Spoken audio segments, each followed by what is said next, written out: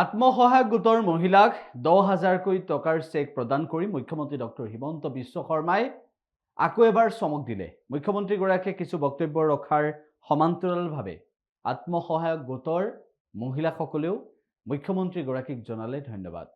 অসম চৰকাৰৰ এখন flagship scheme মহিলা উদ্যমিতা আঁচনি। এই আঁচনিখনৰ জৰিয়তে অসমৰ 30 লাখ মহিলাই প্ৰথম পৰ্যায়ত 10,000 টকা, দ্বিতীয় পৰ্যায়ত 25,000 টকা, তৃতীয় পৰ্যায়ত 50,000 টকা লাভ কৰাৰ বাবে যোগ্য বুলি বিবেচিত হ'ব। প্ৰথম 10,000 টকা বেংকৰ লগত সম্পৰ্ক নাই, সম্পূৰ্ণভাৱে 100% চৰকাৰে আগবঢ়াইছে আৰু এই আঁচনি আজি আমি বিহালী সমষ্টিত আনুষ্ঠানিকভাৱে মুকলি কৰিছোঁ।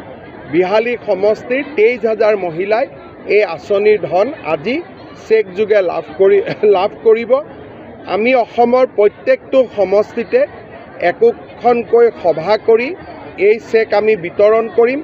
বিধায়কসকলে নিজৰ সমষ্টিত কোনদিনাখন মিটিং পাতিব নিৰ্ধাৰণ কৰিব আৰু নিৰ্ধাৰিত দিনত মই বা অসম চৰকাৰৰ কোনোবা এজন মন্ত্ৰীয়ে গৈ এই ধন বিতৰণ কৰিব। বিহালী সমষ্টিৰ নিৰ্বাচনৰ সময়ত মই ৰাইজক প্ৰতিশ্ৰুতি দিছিলোঁ যে বিহালীৰ পৰাই এই আঁচনিটোৰ আৰম্ভণি কৰিম। আজি যি ধৰণে কথা দিছিলোঁ সেই ধৰণে নিজৰ সংকল্প সিদ্ধিলৈ ৰূপান্তৰ কৰিবলৈ পাই সঁচাকৈ আনন্দিত হৈছোঁ। বিহালী ৰাইজক ধন্যবাদ জনাইছোঁ। সাংসদ ৰঞ্জিত দত্ত, বিধায়ক দিগন্ত ঘাটোৱাল, পঞ্চায়ত গ্ৰামোন্নয়ন বিভাগৰ মন্ত্ৰী ৰঞ্জিত দাসক ধন্যবাদ জনাইছোঁ। ভাল লাগিছে, বহুত দিনৰ পৰা আশা কৰি আছিলোঁ পোৱাৰ কাৰণে। কি কৰিম বুলি ভাবিছে? 10,000 টকা যেতিয়া পাব আপোনালোকে কি কৰিম বুলি ভাবিছে? কেনেকৈ আৰু মানে স্বাৱলম্বিতা হ'ম বুলি ভাবিছে? ছাগলী পুহিম বুলি ভাবিছোঁ। মুখ্যমন্ত্ৰী নহয় কি ক'ব? মুখ্যমন্ত্ৰীক ধন্যবাদ জনাইছোঁ তেখেতক দিয়াৰ বাবে। ভাল লাগিছে। আজি মাননীয় মুখ্যমন্ত্ৰী মহোদয়ক অশেষ ধন্যবাদ জ্ঞাপন কৰিছোঁ আৰু লগতে আমি যি এইটো মহিলা সবলীকৰণটো অতি ভাল লাগিছে।